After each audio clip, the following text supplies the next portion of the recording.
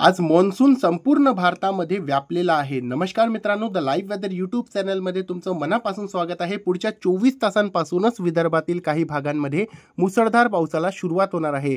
याचा प्रमुख कारण म्हणजे बंगालच्या उपसागर आणि ओडिसाचा उत्तर भागावर सध्या एक कमी दाबाचा क्षेत्र बनलेला आहे। इथून मान्सूनचा ट्रफ सध्या इकडे हरियाणाच्या भागापर्यंत बनलेला आहे। इकडे यूपी आणि त्याच्या आसपासच्या भागामधून ही ट्रफ चाललेली आहे। उत्तर प्रदेशच्या भागावर एक सायक्लोनिक सर्क्युलेशन आहे, हरियाणाच्या भागावर एक सर्क्युलेशन आहे, दक्षिण राजस्थानच्या भागावर एक सर्क्युलेशन आहे, तसंच एक कमी दाबाचा क्षेत्र सध्या इकडे गुजरात आणि त्याच्या आसपासच्या भागावर सक्रिय आहे। या व्यतिरिक्त एक ईस्ट वेस्ट ट्रफ बनलेली आहे, जे की मध्य प्रदेश पासून तर कमी दाबाचा क्षेत्रापर्यंत येत आहे, जो की जोधपूर आणि त्याच्या आसपासच्या भागामध्ये सर्क्युलेशन आहे, तिथून कमी दाबाच्या क्षेत्रापर्यंत येत आहे। या सर्वच हवामान प्रणाल्यामुळे राज्यामध्ये पुढच्या 24 तासांपासूनच काही भागात मुसळधार पावसाला सुरुवात होणार आहे। सध्याच्या काळातली जर आपण तुम्हाला सॅटेलाइट इमेज दाखवली तर तुम्ही पाहू शकता, सध्या राज्यातील बऱ्यापैकी भागामध्ये अनेक ठिकाणी ढगाळ वातावरण दिसत आहे। खास करून विदर्भाच्या भागामध्ये सकाळपासूनच काही ठिकाणी रिपरिप पावसाचे ढग पाहायला भेटत आहेत, काही ठिकाणी तुरळक ठिकाणी हलका पाऊस सुद्धा पाहायला भेटत आहे। यामध्ये नागपूर, भंडारा, गोंदिया, चंद्रपूर, गडचिरोली हा सर्वच भागांमध्ये सकाळपासून पाऊस होत आहे आणि आज रात्री सुद्धा पूर्वी विदर्भामध्ये पावसाला आपल्याला पाहायला भेटणार आहे। पाऊस आपल्याला पूर्वी विदर्भाच्या भागामध्ये सक्रिय होताना दिसू शकते। नागपूर, गोंदिया आणि भंडाऱ्यातील काही भागांमध्ये पाऊस होण्याची शक्यता आज रात्री असणार आहे। चंद्रपूर, गडचिरोलीमध्ये सुद्धा तुरळक ठिकाणी रिपरिप पावसाचे आपल्याला सरी पाहायला भेटू शकतात। या भागामध्ये सुद्धा अशी परिस्थिती आता सध्या तरी विदर्भाच्या भागामध्ये दिसत आहे। पुढच्या 24 तासांपासून विदर्भातील पूर्वी भागामध्ये पाऊस वाढण्याची शक्यता आहे। आपण व्हिडिओमध्ये डिटेलमध्ये तुम्हाला समोर माहिती देण्याचा प्रयत्न करतात। बंगालच्या उपसागरामध्ये कमी दाबाचा क्षेत्र बनलेला आहे। आपण पाहू शकता चक्रीकार वारे हे कोलकाता आणि त्याचा आसपास बांगलादेशच्या आसपासच्या भागामध्ये फिरत आहेत आणि हे चक्रीकार वारे आपल्याला उत्तर ओडिसाच्या भागामध्ये पुढच्या 2 दिवसांमध्ये येताना दिसणार आहेत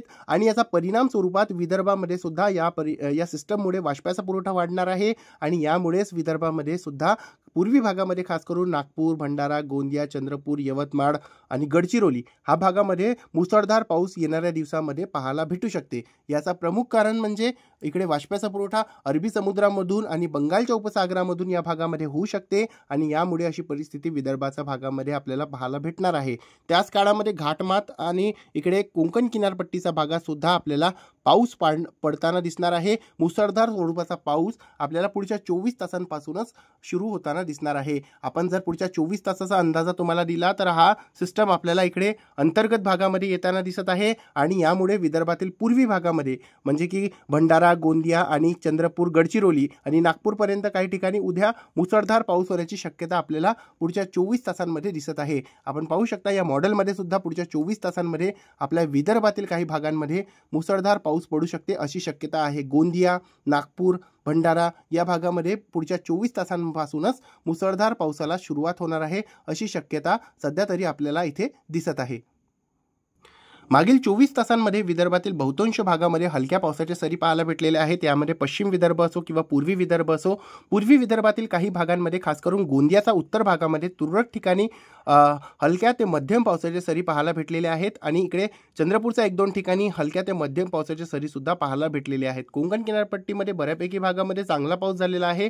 इकडे मराठवाड्यामध्ये सध्या पाऊस नाही आहे आणि मध्य महाराष्ट्राच्या दक्षिण भागामध्ये खास करून घाटमाथ्याच्या भागामध्ये आपल्याला पाऊस पाहायला भेटत आहे। उत्तर मध्य महाराष्ट्रामध्ये जळगाव, नंदुरबार, धुळे या भागामध्ये तुरळक ठिकाणी हलक्या पावसाच्या सरी पाहायला भेटत आहेत। जर आपण हवामान केंद्राकडून इशारे बघितले तर पुढच्या 24 तासांमध्ये संपूर्ण विदर्भाला येलो अलर्ट देण्यात आलेला आहे।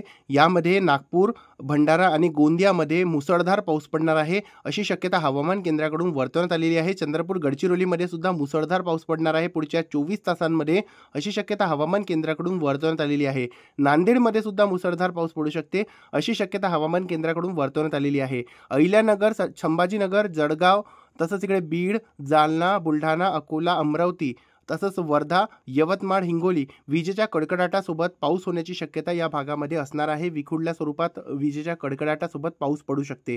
त्याच काळामध्ये घाटमाथ्याचा पुण्याचा भाग तसंच घाटमाथ्याचा साताऱ्याचा भाग आणि कोल्हापूरचा घाटमाथ्याचा भागामध्ये काही ठिकाणी अतिवृष्टी सुद्धा पाहायला भेटू शकते। घाटमाथ्याचा साताऱ्याचा भाग आणि पुण्याचा भागाला ऑरेंज अलर्ट देण्यात आलेला आहे। रत्नागिरीचा भागाला ऑरेंज अलर्ट देण्यात आलेला आहे। मुसळधार ते अतिवृष्टीसारखा पाऊस रत्नागिरीच्या भागामध्ये आपल्याला पाहायला भेटू शकते। सिंधुदुर्गला येलो अलर्ट देण्यात आलेला आहे। मुसळधार पाऊस पडू शकते सिंधुदुर्गच्या भागामध्ये, असं हवामान केंद्राकडून वर्तवण्यात आलेलं आहे। पालघर, ठाणे, नाशिक, घाटमाथ्याचा नाशिकचा भाग, धुळे आणि नंदुरबारला कुठल्याही प्रकारचा अलर्ट देण्यात आलेला नाही आहे। त्याच काळामध्ये सांगली, सोलापूर, लातूर आणि धाराशिव या भागामध्ये तुरळक ठिकाणी पाऊस पडू शकते, अशी शक्यता हवामान केंद्राकडून पुढच्या 24 तासांसाठी या जिल्ह्यांमध्ये अलर्ट देण्यात आलेला आहे। मित्रांनो, पुढच्या 24 तासांचा संपूर्ण महाराष्ट्राचा हवामान अंदाज जर की मी तुम्हाला दिला तर पुढच्या 24 तासांमध्ये गोंदिया, भंडारा, तसंच इकडे वर्धा आणि यवतमाळचा अतिपूर्वी भाग, तसंच चंद्रपूर आणि गडचिरोली हा जो काही भाग आहे या भागामध्ये मुसळधार पाऊस पुढच्या 24 तासांमध्ये पाहायला आपल्याला भेटू शकते, अशी शक्यता या भागांसाठी असणार आहे।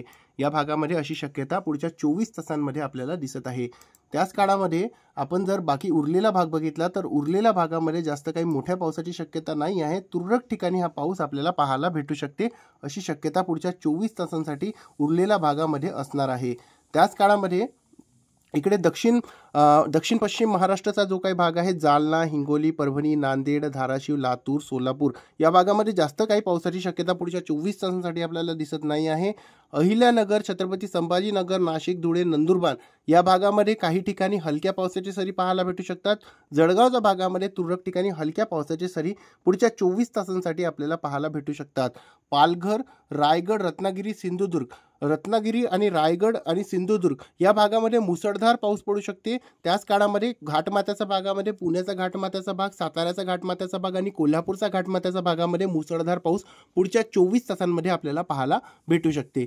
त्याच काळामध्ये जर आपण विदर्भामध्ये येणाऱ्या दिवसाची परिस्थिती बघितली तर येणाऱ्या दिवसामध्ये पूर्वी भागात अतिशय जबरदस्त पाऊस पाहायला भेटणार आहे। काही भागामध्ये अतिवृष्टी सुद्धा विदर्भाच्या भागामध्ये पाहायला भेटू शकते। यामध्ये नागपूर, भंडारा, गोंदिया, चंद्रपूर, गडचिरोली, यवतमाळ, वर्धा या भागामध्ये सर्वाधिक पाऊस होण्याची शक्यता येणाऱ्या 1 तारखेपासून 3 तारखेच्या मध्यात आपल्याला दिसणार आहे।